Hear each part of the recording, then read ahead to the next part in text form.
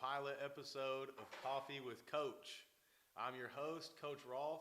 I serve as the audiovisual production teacher here at MPHS, and I wear many hats out on the field as well. An assistant in football, assistant in baseball, and I'm also a graduate of Mount Pleasant High School in 2015 and have returned to teach and coach. And I'm thankful for the opportunity. Obviously, this guy right here, my first guest, played a huge part in bringing me back home. And speaking of our community, today I have with me a man that has never met a stranger. He values family over everything, and he's been able to accomplish some really cool things in his 2 years at the helm of Tiger Athletics. Please welcome Athletic Director and Head Football Coach Joe Cluley to the set. Appreciate you guys having me. Excited to be here. Excited to be on the pilot episode. Hopefully this is not the last episode after I'm on here. Absolutely. But, very excited to be here. Absolutely. And kind of the funny thing about Coffee with Coach is this podcast is a complete ripoff of Coach Cluley. It's all right. If you make any money off it, you can just pay me. Don't hold your breath. During the fall, Coach will bi-weekly have a meeting at Herschel's with any community members that want to come out and hear about what's going on within Tiger football. And he also previews the next week's game, and he looks back at the last few weeks as he does it bi-weekly. So it's a good opportunity for people just to gain knowledge about our football team, and kind of where I wanted to take it was where we can get this out there and gain knowledge for all of our athletic programs. You know, I would like to see this go to where we talk about football in the fall, and obviously we'll talk a little football today, but then also we're talking about basketball during the winter. Absolutely. Because we have an incredible basketball program. We do. We talk about baseball in the spring, and then we get the girls' side involved, and we get to talk about softball and volleyball and basketball for them. And hopefully, you know, it just it blossoms and it grows, but we'll see how the first one goes. Absolutely. So, Coach, we'll start out talking program. A few things leading off with the state of the program. So take us through this past year in Tiger Athletics. So, I'll start this past fall. You know, we had the best year in 10 or 15 years that Mount Pleasant has had, and you know, credit that, a huge credit. Most of the credit goes to our assistant coaches and our coordinators, from our 7th grade all the way up to our varsity guys. They just did an incredible job this year. And you know, when we got here 2 years ago, the thing that was most important was building relationships, and you know, bringing guys like you on board, people that know the community, that are ingrained in the community, that want to be here in Mount Pleasant, along with some of the guys that I'd coached with in my previous stop. I felt like it was just a great synergy of what we had going, and our number one accomplishment was to make sure the kids know that we love them and get them to buy into us, and then that we can buy into those kids. And you know, I felt like that culminated this year in football. You know, I think we beat the Marshall for the first time in 20 years.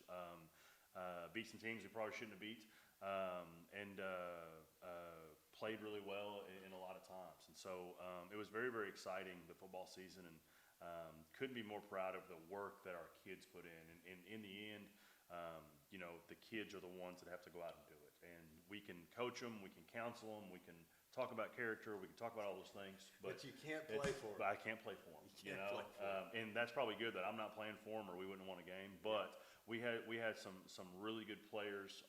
You know, Mace McMahon and Money Thompson, and Dylan Bennett, and Ryder Marshall, and just those guys that led us, Antez Jeffrey, guys that not only led on the field in terms of how they played, but also led off the field in terms of how they led in the things that no one sees but us, and then sometimes things that we don't even see. And so was very appreciative of our senior group and how they bought in. And then, you know, rolling into basketball season, of course, we got one of the best basketball programs in the state of Texas. Absolutely. Led by one of the best coaches in the state of Texas, and Joey Chisholm, who's also our assistant athletic director. You know, we share a lot of guys, and so you get to see the maturation of kids, not just from the football field, but when they go to the basketball court. I think of guys like Ashad Smith, you know, was a big-time linebacker for us as a sophomore, and there was a big-time part of a really, really good basketball team. I think Coach Chisholm would tell you, like, we wanted to go further in the playoffs than we did, but we ran into the number one team in the state in the second round, and that's just kind of what happens. But kids played valiantly. They played great all year. We finished second in the district. Our only 2 losses were to the district champion, I think by a combined 7 or 8 points. Oh, yeah. So we were right there in the mix in everything we did. And of course now, from the boys' perspective, rolling into baseball. And we have a great head coach.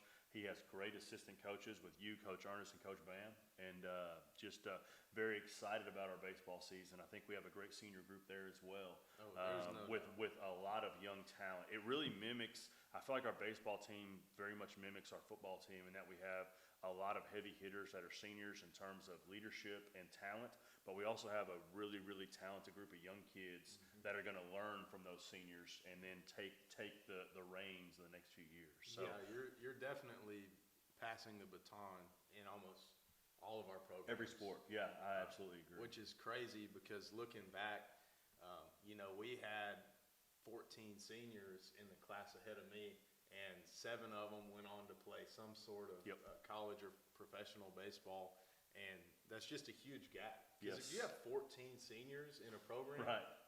I hope that they're on the field. Absolutely. I hope Yes. they're the ones playing. Absolutely. So there's not that room Yep. to grow and learn from mistakes because you're not getting to play Right. the game. So I think that's one of the cool things about our program is you have these kids that are older and proven, and when I say proven, I mean because some of them are already enrolled at the next stop. Yes, they are. And That's right. we've been able to get a bunch of them committed and signed and out to camps in all sports, and I think that's another topic that is a place that we've grown here at MPISD, where we've got coaches that are investing in our players' futures in their education, and that's something you don't really find everywhere. No, and I'll say this too. Speaking of that point of it, I think we signed 9 kids in early signing day, which, according to anybody I've talked to, is the most Mount Pleasant has ever signed on a signing day. And we have the potential to have 8 to 9 more on our second signing day sometime in April or early May. And I think, again, that's a testament to this senior class. And that's boys, girls, regardless of what, that's cross-country, football, volleyball, basketball on both sides, softball, baseball, soccer, the whole deal. And speaking of state of the program, I got to mention what could be 2 of our best programs, our girls soccer and boys soccer. Oh, yeah. So our girls soccer are about to roll into the playoffs. They are really, really good. Our boys program, I think, has 2 games left, and we're sitting right there at second in district with an opportunity to beat the district champion this week. And very, very excited. I think this Friday, actually, very excited about watching our soccer programs and hopefully making regional tournaments like we've done so many times in the past. Yeah, it's always when you wander through the boys' soccer locker room, you just see all these numbers, and it's years that they've won district or they've gone to regionals. Yes. And it's kind of impressive. It's not kind of impressive. It's very impressive. It's very impressive. It is very impressive. And it's a testament to just the kids we have in this community, and then also what our community does on the soccer side through Little League. Yep. I mean, everywhere you turn, Yes. there is somewhere to play Yep. and someone playing. Got a great facility outside the city, multiple soccer fields. My daughter is on that every Saturday during football season and in the spring. It was never my thing, Nope. but I look more like a soccer ball than I was good at playing it. There you So go. it didn't fit well for me. yeah, we share that. We share that. That's right. All right, Coach. So moving forward into off season, football in Texas is a year-round topic. Right.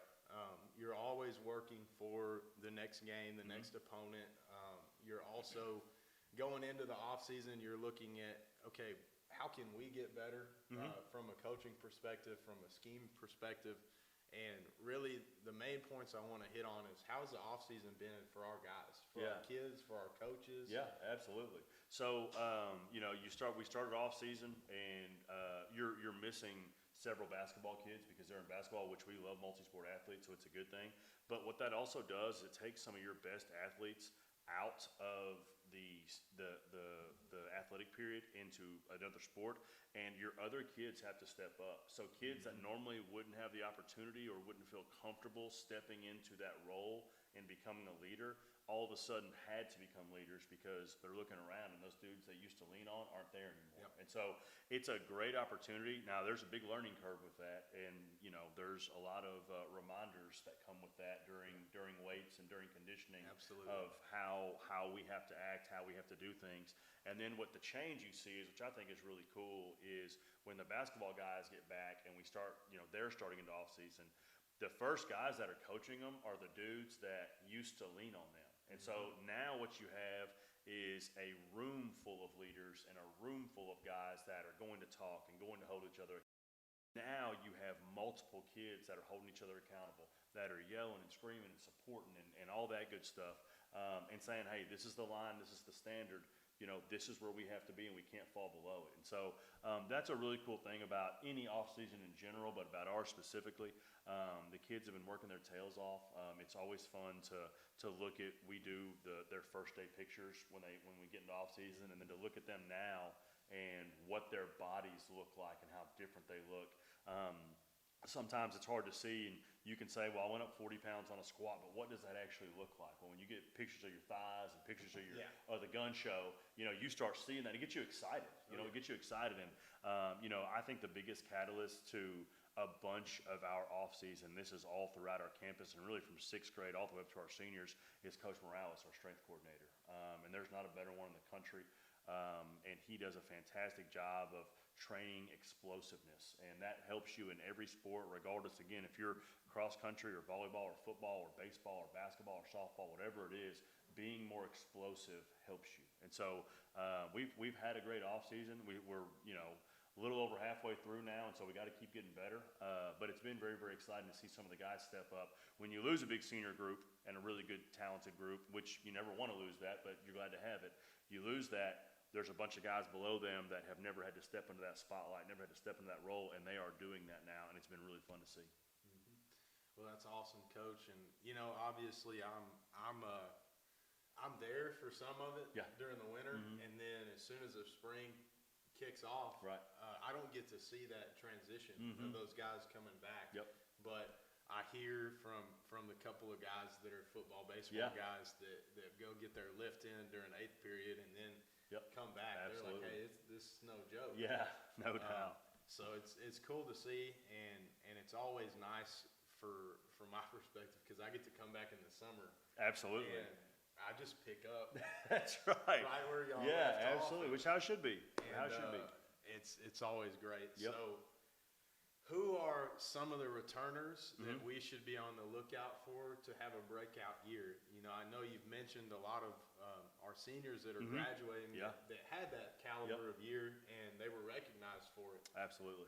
But who are some guys that you think could maybe be moving into a new role and it fits them well, and it's just going to set them up to have a year that they haven't had yet? Absolutely. So the guys that never get any type of real recognition are the O-line, D-line guys, right? Everyone sees our skill guys. Our offensive line returns 4 starters, and Jonathan Amieva is the catalyst of that group. He's our starting right tackle. He started as a sophomore and, of course, started this past year. But to me, he is really the glue that kind of holds our team together. He's a fantastic leader. He does a great job. He's not the only leader we have, but he's a guy that has consistently set the standard. He was voted a captain as a junior. But you have him at right tackle. You return Corbin Craig at right guard, who's a super athletic, super physical guard. You have Tylen Jones at left guard. Now, both those guys started as sophomores and will now be juniors. Tylen is a kid that is, if you just met Tylen and talked to him, and you wouldn't think that he's like, but when you see him on the field, like the dude is nasty. He can play. He wants to bury you, right? And then you have Evan Cota at left tackle, and Evan is a kid that one day I'll probably be saying yes sir to because he's way smarter than I'll ever be. He's top 10 in his class out of 400 something kids. Super smart, super athletic. Last year was his first time to play varsity football, and he started for us. And so we're excited to have our 2 kind of senior anchors on the outside with our 2 guards in the middle. And then, of course, our running back, Tony Grant's coming back. And so Tony, we expect to have a huge year. He had a great year as a sophomore. He was second team all-district and a district loaded at running back. And so we expect him to take that next step. He has taken that next step. In fact, we were talking about him today in the weight room and just what he looks like and the work that he's put in. You have B.J. Brandon coming back at wide receiver, who had a fantastic year as a freshman, starting wide receiver, which is just insane, especially in East Texas football. And B.J. also a phenomenal baseball player, so he's a two-sport athlete. Very true. And so it's exciting to see a kid like that. And when you see B.J., BJ's not afraid. He's never met a stranger either. No. But BJ works really hard at his craft, whether that's baseball, football. I think if he was a bowler, he'd work hard at bowling. Like that dude, he's just a hard worker, And so very excited about him. Some of the guys on the offensive side, I think that are kind of coming up. Jeremiah Johnson, who was our JV offensive MVP. You call the JV offense, how important he was to that group. The JV ran through JJ. Yeah, he was a dude. He is a dude. He's working really hard right now in off season. He's running track now, so he's a three-sport athlete at this point. And so I've been very excited about him. Amari Peters at a running back spot possibly. Now, we also look at him on the defensive side and think that he's an inside linebacker that could start for us, but he's a big jumbo back that can roll, is not afraid of contact, that type of stuff. And then Zeke Hargrave coming back, took a year off football, but is coming back. Zeke is a super athletic wide receiver. Where we're going to have the biggest competition probably is at our quarterback spot. And you have Drew Cross, you have Carter Cook, and you have Micah Fulbright, and those three are who are going to battle it out. Drew and Carter have the leg up right now, and they're both working their tails off. And of course, Drew's in baseball right now. Carter's in track, so they're both multi-sport guys. But we're excited to see the winner take all. Going to the defensive side, Carter is also returning starting defensive player for us. He played safety. We have the two, what I would say is probably our most known players, in Deuce Thompson at corner, who has a couple of Division I offers, and Aiden Johnson, our nose, who has a couple of Division I offers. Both sophomores going to be juniors. Ashad Smith set the all-time sack record at Mount Pleasant last year as a sophomore, I think, with 9 sacks. Got to replace our outside backers, and we're looking at multiple kind of different kids in there. Jefferson Velasquez is one of them. He could be really good for us.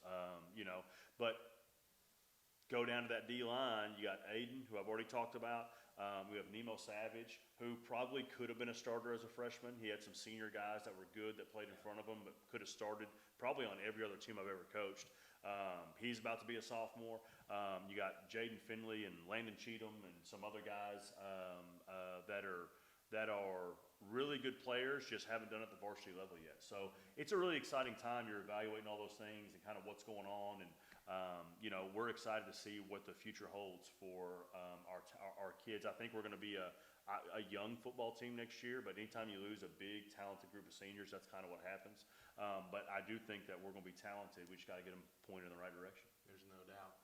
So moving on to our next topic, realignment. Mm-hmm. Yep. So every couple of years, the UIL redraws district lines, and many things go into realigning these districts, like enrollment numbers increasing or decreasing, which in turn changes the classification of schools.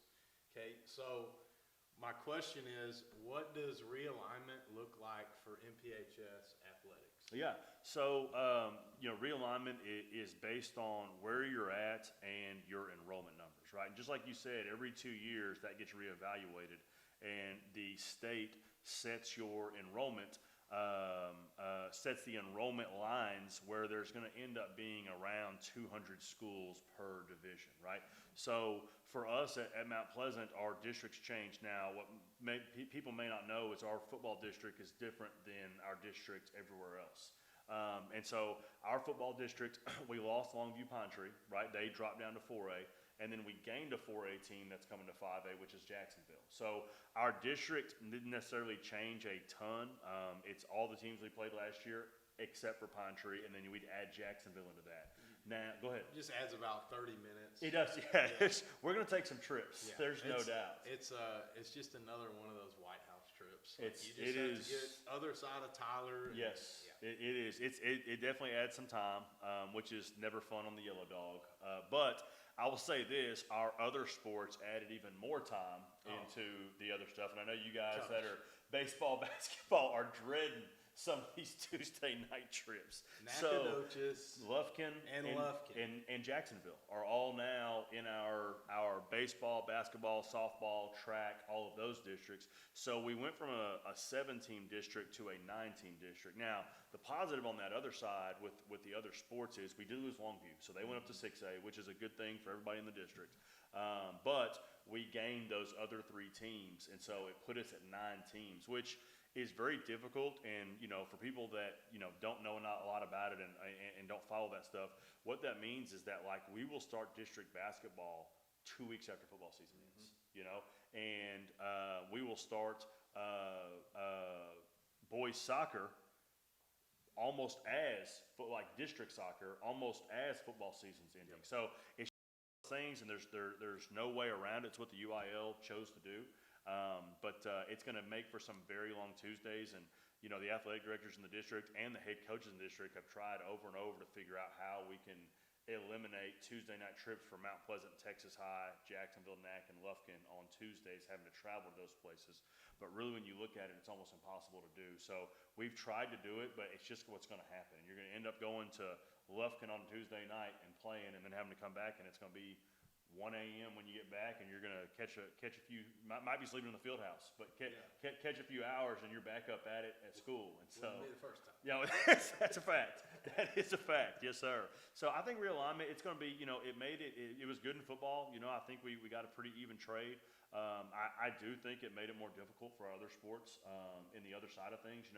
When you add Lufkin, and just from a baseball standpoint, you add Lufkin, you add Nacogdoches. Those are 2 good baseball programs. And not to mention, Lufkin has been like a top 15 team absolutely in the state for the last 6 right. or 7 years. On top of the teams that the White Houses and Hallsvilles and Texas Highs, it makes it, Lufkin, Nacogdoches, and Jacksonville are good basketball programs as well. So it definitely added some things. What people don't think about is like the track meet. There's only an 8-lane track, and you got 9 teams, which means the district track meet is going to take twice as long. Because you have to add another day to it. And so it's going to be interesting how all that works out. And we've had several meetings with the different athletic directors of the district, and I think we're all going to work well together. But it is going to take some work to make sure we're all aligned and everything. There's no doubt. All right, Coach. So do you mind if we do a new segment? Absolutely. It's obviously new because this is the first one. Right. But I'm going to say that every time. So this segment is a series of questions crafted by boredom. All right? Gotcha. So number 1, what is your theory on Bigfoot? So so I'll give you my Bigfoot stance. I hunt and fish a lot, so I've been out in the woods a lot. So I have never seen Bigfoot. I will say that. I have a lot of game cameras out. I've never caught him on a game cam pick, but I will say at my previous job, my defensive coordinator assured me, he was from East Texas, assured me that he had seen and heard Bigfoot at Cypress Lake, and that it scared him to death. And he said it was the longest 10-minute walk out of the woods he's ever had. But he swears to me, that's my guy. So I trust him that there is a Bigfoot, but it's total faith in him is the reason that I say Bigfoot is around somewhere. And now I don't know if he enters portals and comes out somewhere else or whatever. If you talk to that guy that I'm talking to, that's what he says he does. That's why we can't catch him. But but if you want to go that far, but shout out to Cody Robinson. That's my guy. That's all in on Bigfoot. And so every time I see a Bigfoot poster, I pick a picture and send it to him. But I will say this: I trust Rob, and so if Rob says there's Bigfoot, there's Bigfoot. All right, Cody, we need to get together soon. Maybe we can bring him on. I got lots of questions. Number 2. Okay, this one's tough. I mean, you really got to think about this. All right. Is there more hair or grass in the world? Oh man. So here's my hair grass theory that I'm making up on the spot, right? Um, so I'm saying there's more grass. And the reason I'm saying there's more grass is this is yes, you can have full head of hair, you can have the full beard, hopefully you don't have a bunch of women with beards, but like there's hair everywhere, right? It does happen though. But we also have the guys and some ladies, not very many, they don't have hair because whatever the receding hairlines, they're bald, right? And so Call me out. Okay. so I feel like that gives grass the upper hand because at least if you're looking at my lawn, there's no receding grass hairline where you have the receding hairlines. If you ever get a chance to look at Joe Cluley's lawn, I can tell you right now what's in it. There ain't no grass. It's all leaves. All leaves, baby. That's right. 100% leaves. We've got 50 trees in the yard, and the leaves are non-stop. So if you would have asked me about hair or leaves, I would have told you leaves. Really? Just because of my yard alone. Well, okay. Here's my quick theory on it. All right. You got to think about density. Okay. True. There is more. Hair is more densely That is true. packed in there. That is true. And you got hair. You got people that got hair everywhere. That is true. And then you got a lot of places on Earth. It's water. You're changing my mind on the spot because in my immediate thinking of it, I only went to the head. I did not go everywhere People else. got hair on their toes. There's no doubt. There's no doubt. So you know what? You right here on the first Coffee with Coach have changed my mind. I'm all in on hair. Let's go. Great job. That's dog dad power right There you there. go. That's right. You got to think there's dogs too. That is true. I hadn't even thought about Dogs that. have As hair. much as I don't want there to be. Elephants have hair. That is true. See, I didn't even go there. No, you're right. I'm all in on hair. You're absolutely right. So the next person I ask this question to, I'm going to convince them there's more grass in the world. That's what I want to hear. I want to see that. That's the one I want to see. See if I can pull it That's off. right. That's right. All right, last one. And this one is a doozy. It could go one of two ways. It could go a way where everyone that's watching or tuning in says, oh, absolutely, that makes sense. Or it's one where your wife could text you immediately and say, you're not that guy. That's right. So if Hollywood made a movie about your life, whom would you like to see play the lead role? So, two ways to look at it.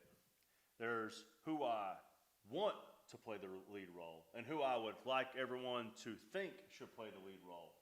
And then there is the guy that probably would play the lead role. So I'm going to go to my who I hope that as you walk around, you say, absolutely, right? And so that would be Dwayne "The Rock" Johnson. That is a guy that I think should play me. The air horns are going off. Show's over. And I think everyone out there would agree with that. But I'll be more realistic, for some of the haters around here. And you said his name, Zach Galifianakis.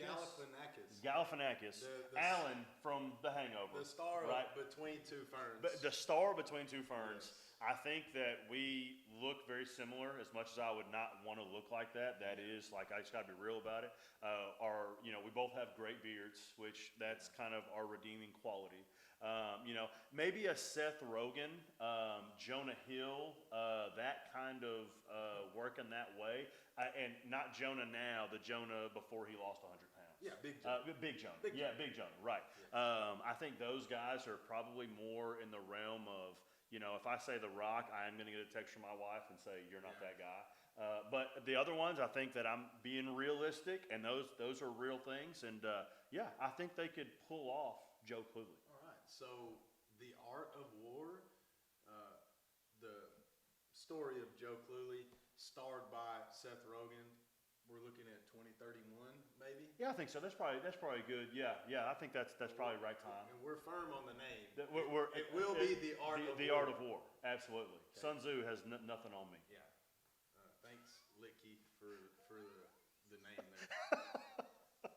so wrapping up, Coach, thanks so much for being Yeah, on. thanks for having me. Man, we had a lot of fun. We got a lot of information out Yes, there. sir. And I feel like that's the whole point of Coffee with Coach, as it was for you, and then also passing that baton over to me and my students. Shout out to Alex for coming over and running the studio for us today. Very appreciative of my audio-visual production Absolutely. Students. Lastly, okay, I've got a surprise for you. Okay. This is something you asked me to do a couple weeks ago, and I procrastinated, and I'm almost done with it. But by the time that this is out there, it will be done. So our surprise is that we're going to reveal the 2024 Mount Pleasant football schedule right here on Coffee with Coach. So when we pan over to that graphic, make sure you take a screenshot and be on the lookout on Coach's social media, my social media, and then also our high school football social media page. And that graphic will be posted there. That way you can go ahead and mark your calendars for Tiger football in 2024. Absolutely. Coach, appreciate you. Hey, appreciate you, man. Yes, sir. This is cool.